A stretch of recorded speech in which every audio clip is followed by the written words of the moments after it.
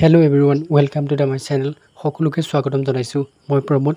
আজি আমি এই ভিডিঅ'টোত BA ফাৰ্ষ্ট সেমেষ্টাৰৰ এডুকেশ্যনৰ মেজৰ এণ্ড মাইনৰ দ্বিতীয় চেপ্টাৰটিৰ কুৱেশ্যন এনসাৰ কৰিম।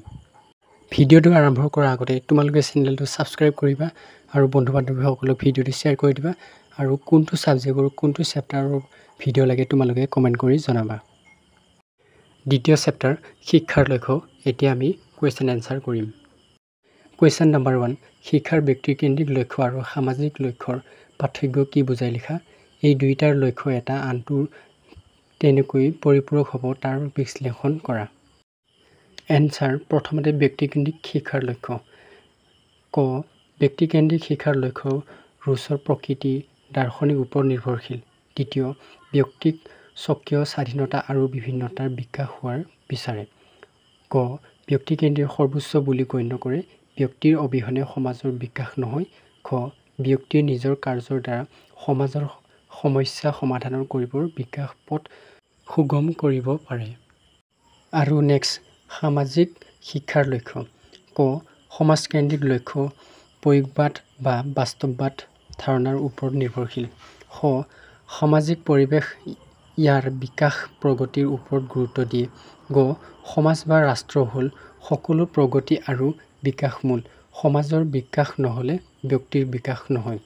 খ সমাজতহে ব্যক্তিৰ বিকাশ সম্ভাৱ্য। সমাজ সুস্থভাৱে পৰিচালিত হ'লে ব্যক্তিৰ সুব্যক্তিৰ গুণ আহৰণ কৰিব পাৰি। নেক্সট কুৱেশ্যন সামাজিক আৰু ব্যক্তিকেন্দ্ৰিক লক্ষ্য বুলিলে কি বুজা।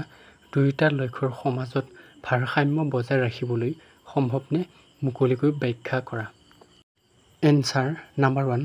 সমাজ বিকাশ ব্যক্তিৰ বিকাশ ওপৰত নিৰ্ভৰশীল কাৰণ সমাজ ব্যক্তিৰ সমষ্টিয়ে গঠিত। 2 নম্বৰ ব্যক্তিৰ সমাজ এখনতহে নিজৰ পৰিচয় স্বীকৃতিৰ প্ৰতিষ্ঠা লাভ কৰে। সমাজ অবিহনে ব্যক্তিয়ে নিজস্ব প্ৰকাশ ঘটিব নোৱাৰে। 3 নম্বৰ সামাজিক পৰস্পৰা ঐতিহ্য সংস্কৃতি ভাৱধাৰা আদি ব্যক্তিৰ এজনৰ পৰা আন এজনলৈ বংশানুক্ৰমিকভাৱে হস্তান্তৰিত হয়। নেক্সট কুৱেশ্যন তোমাৰ এই শতিকাত গ্ৰহণযোগ্য শিক্ষাৰ লক্ষ্য কি হ'ব লাগে। যুক্তিসহ মতামত দাঙি ধৰা। এনসাৰ শিক্ষাৰ লক্ষ্য যিদৰে দুজন ব্যক্তিৰ জীৱন দৰ্শন এজনৰ লগত আন এজনৰ নিমিলে তেনেদৰে দুখন দেশৰো দৰ্শন ক্ষেত্ৰত তাৰতম্য হোৱা দেখা যায়। দেশখনৰ এনেধৰণৰ দৰ্শনৰ তাৰতম্যই শিক্ষা দৰ্শনৰো অৰ্থ শিক্ষাৰ লক্ষ্যৰো তাৰতম্য আনে। উদাহৰণস্বৰূপে ভাৰত লগতে লাগি থকা দেশ পাকিস্তান আৰু চীন দেশ এই দেশ দুখনৰ দৰ্শন ভাৰতৰ সৈতে এনে নহয়। সেয়ে শিক্ষা লক্ষ্যও বেলেগ বেলেগ। ধৰ্মভিত্তিত সৃষ্টি হোৱা দেশ পাকিস্তানৰ দৰ্শন হ'ল ইছলাম আৰু শিক্ষাৰ লক্ষ্য ইছলামিক আদৰ্শন। চীন দেশৰ দৰ্শন সমাজবাদ আৰু শিক্ষাৰ লক্ষ্য সমাজবাদী। বিভিন্ন দেশৰ দৰ্শন নিজস্ব প্ৰয়োজন অনুসৰি বেলেগ বেলেগ হয় আৰু একেখন দেশৰে দৰ্শন বিভিন্ন সময়ৰ প্ৰয়োজনীয়তা আধাৰ পৃথক পৃথক হয়। নিম্নলিখিত কাৰণসমূহৰ বাবে লক্ষ্যৰ প্ৰয়োজন বুলি শিক্ষাবিদসকলে মত প্ৰকাশ কৰে। নেক্সট কুৱেশ্যন গণতান্ত্ৰিক ভাৰতবৰ্ষৰ শিক্ষাৰ লক্ষ্য কি হোৱা উচিত। এই ক্ষেত্ৰত ভাৰতীয় শিক্ষা আয়োগ 1964 পৰা 1966 মতামত কেনেকুৱা। এনসাৰ সেয়ে ক'ব পাৰি যে এখন দেশৰ শিক্ষা লক্ষ্য বিভিন্ন ধৰণৰ ৰাজনৈতিক প্ৰচলিত অৰ্থ সামাজিক অৱস্থাৰ ওপৰত নিৰ্ভৰশীল। ভাৰতবৰ্ষৰ সকলো গুৰুত্বপূৰ্ণ বিকাশ শিক্ষাৰ লক্ষ্য আৰু উদ্দেশ্যৰ আঁতৰ আছে। ক্ষেত্ৰত আমি প্ৰথমে স্বাধীনতা আন্দোলনৰ অস্তিত্ব ৰক্ষাৰ সংগ্ৰামত নেতৃত্ব দিয়া মহাত্মা গান্ধীৰ নাম ল'ব লাগিব। তেওঁৰ পিছতে স্বাধীনতা আন্দোলনৰ পিছত 3খন প্ৰতিবেদনৰ পৰামৰ্শ লেখত ল'বলগীয়া।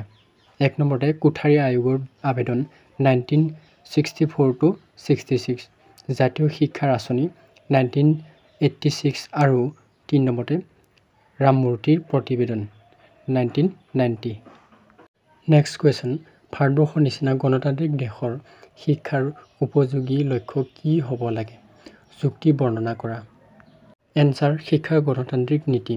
1 নম্বৰতে গণতান্ত্ৰিক শিক্ষা সৰ্বজনীন জাতি ধৰ্ম ভাষা নিৰ্বিশেষে সকলো এনে শিক্ষা লাভ কৰিব পাৰে। গণতান্ত্ৰিক শিক্ষাৰ জনগণৰ শিক্ষা বুলিও ক'ব পাৰি। গণতন্ত্ৰ প্ৰতিজন নাগৰিকে শিক্ষাৰ লাভ সমান অধিকাৰ আছে। 2 নম্বৰতে গণতান্ত্ৰিক শিক্ষা বহল পৰিসৰ। এনে শিক্ষা বিভিন্ন শিক্ষাৰ সৈতে জড়িত। মনোবিজ্ঞান, সমাজ বিজ্ঞান, ভূতবিদ্যা, দৰ্শন, বুৰঞ্জী, ৰাজনৈতিক বিজ্ঞান ইত্যাদি। নেক্সট কুৱেশ্যন, শিক্ষাৰ লক্ষ্যসমূহ প্ৰয়োজনীয়তা উল্লেখ কৰা। গণতান্ত্ৰিক দেশৰ শিক্ষাৰ লক্ষ্য কি হোৱা উচিত? এনচাৰ 1 নম্বৰতে শিক্ষা এবিধ উদ্দেশ্যধৰ্মী আৰু ইচ্ছাকৃত কাৰ্যবিশেষ।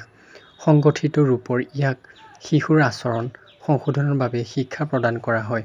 নিৰ্দিষ্ট এক লক্ষ্য আগত ৰাখি ছাত্ৰ-ছাত্ৰীক শিক্ষা দান কৰা হয়। লক্ষ্য উপনীত হোৱাৰ কৃতকাৰ্যতাৰ দ্বাৰা শিক্ষাৰ সকলো প্ৰচেষ্টা তৈয়াৰ কৰা হয়।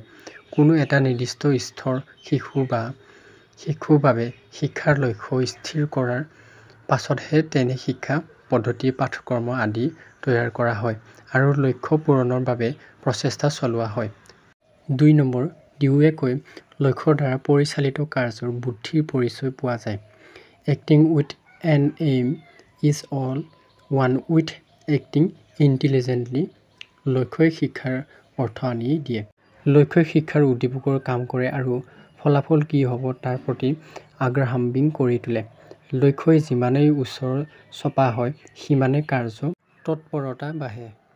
3 নম্বৰ, লক্ষ্যই আমাৰ প্ৰচেষ্টাসমূহৰ কাৰ্যকৰীতা সম্বন্ধে বিচাৰ কৰি চাবলৈ শিকায়। অতীতৰ অভিজ্ঞতাৰ পৰা প্ৰচেষ্টা সালসলনি ঘটোৱা হয়। প্ৰচেষ্টা উন্নয়নৰ চিন্তা কৰা হয়। লক্ষ্য প্ৰকৃত কৃতকাৰ্যতাৰ আৰু অকৃতকাৰ্যতাৰ মাপকাঠি। নেক্সট কুৱেশ্যন, গণতান্ত্ৰিক দেশত শিক্ষাৰ লক্ষ্য কি হোৱা উচিত? তোমাৰ দেশৰ সংগতি লৈ আলোচনা কৰা।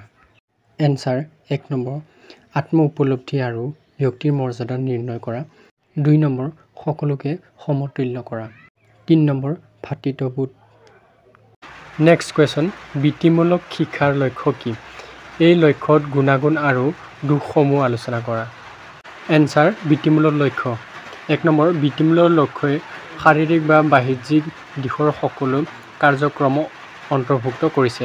2 নম্বৰ, বৃত্তিমূলক লক্ষ্যৰ প্ৰয়োগবাদ দৰ্শনৰ ওপৰত নিৰ্ভৰশীল। 3 নম্বৰ, বৃত্তিমূলক লক্ষ্যই কোনো ব্যক্তিৰ প্ৰশিক্ষণৰ লগত জড়িত। 4 নম্বৰ, এই ধাৰণাৰ মতে জ্ঞান আধ্যাত্মিক বা সৌন্দৰ্যমূলক নহয়, বৰং ই ব্যৱহাৰিক। 5 নম্বৰ, ব্যক্তিৰ জীৱনত বৰ্তমানলৈ বৈজ্ঞানিক দৃষ্টিভংগী আৰু বিত্তীয় দিশৰো প্ৰয়োজন পূৰণ কৰে। 6 নম্বৰ, ব্যক্তিৰ মনোভাৱ আৰু কাৰ্যত পৰিৱৰ্তনশীল আৰু গতিশীলতা আনি দিয়ে। 7 নম্বৰ, বৃত্তিমূলক শিক্ষাৰ ধাৰণাৰ নতুন। আৰু শেষত ব্যক্তিকেন্দ্ৰিক শিক্ষা আৰু সামাজিক শিক্ষাৰ লক্ষ্যৰ ভেদ বা পাৰ্থক্য ইয়াতে দিয়া হৈছে।